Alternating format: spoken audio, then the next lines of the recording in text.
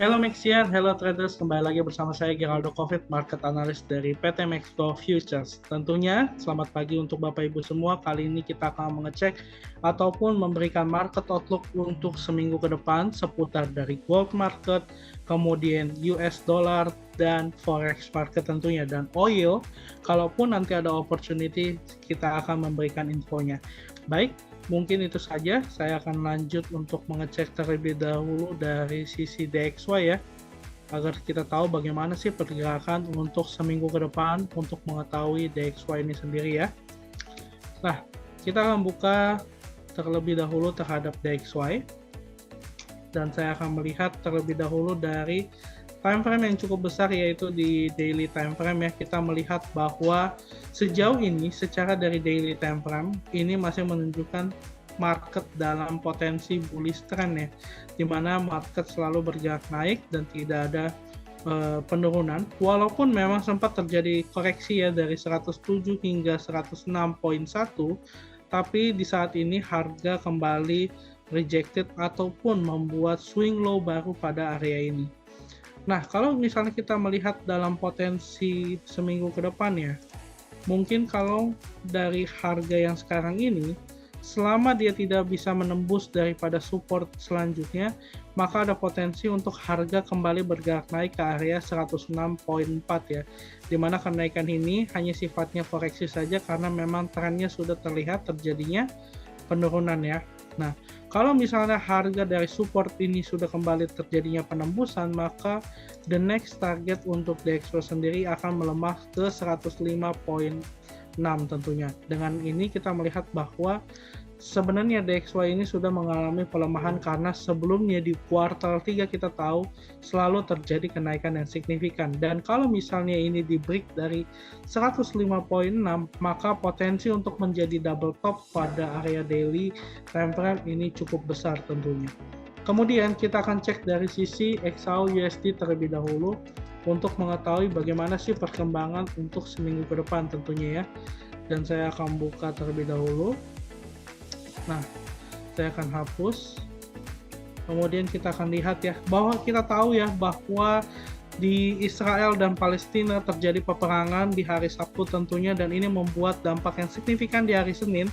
Tentunya market mengalami gap up, yaitu kenaikan sekitar 200 pip, dan bagaimana potensi selanjutnya untuk daripada gold ini sendiri ya.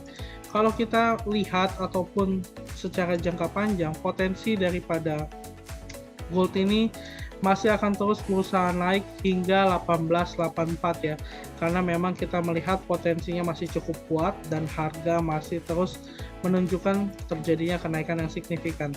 Tapi sebelum dia ke 1884, harga harus terlebih dahulu untuk sampai pada 1870, dan kalau 1870 ini ditembus, otomatis akan masuk ke area supply yang kita lihat itu di 1884, dan ketika sudah sampai di sini ada potensi untuk terjadi koreksi kembali, karena pada dasarnya market itu selalu memiliki gerakan primary dan kemudian gerakan secondary trend, yang dimana kita akan melihat gerakan utamanya dan gerakan koreksi. Yang penting kita tahu bagaimana untuk plan seminggu ke depan, tapi potensi dari yang tercipta hari ini tentunya ini adalah suatu gerakan primary atau gerakan utama, dan harga yang naik ini untuk menjemput harga koreksinya, dan ketika harga koreksi ini sudah tercapai, maka ada potensi untuk terjadinya primary kembali. Seperti itu untuk penjelasannya. Kemudian kita akan cek dari sisi US oil tentunya ya. US oil kita tahu bahwa sering terjadinya kenaikan yang signifikan ya, di mana US oil ini sempat terjadi gap up juga di hari Senin diakibatkan perang. Tapi kalau misalnya kita melihat secara tren besarnya, oil ini memang ada potensi untuk melemah kembali dan bisa menutup area gap ya, selama harga tidak break dari area 87.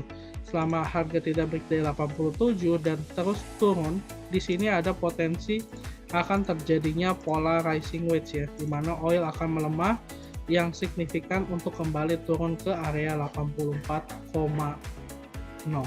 Seperti itu. Jadi untuk oil, prospeknya untuk seminggu ke depan akan melemah, dan perhatikan di hari Rabu dan hari Kamis tentunya akan ada gejolak dari news PPI, dan tentunya di hari Kamis ada CPI. Dan tentunya kita harus tetap melihat tren besarnya seperti apa, baru kita tentukan titik entry-nya di mana. Oke, mungkin itu saja sekian dari saya market topik di minggu ini, dan jangan lupa Bapak Ibu untuk follow, like, dan subscribe channel Maxwell Futures tentunya di YouTube kami agar Bapak Ibu terus mendapatkan informasi-informasi mengenai market outlook ataupun edukasi yang kita sering adakan di setiap hari Jumat tentunya di jam 1 siang. Terima kasih, saya Geraldo Covid, Market Analis PT Maxwell Futures. Sampai jumpa. Bye-bye.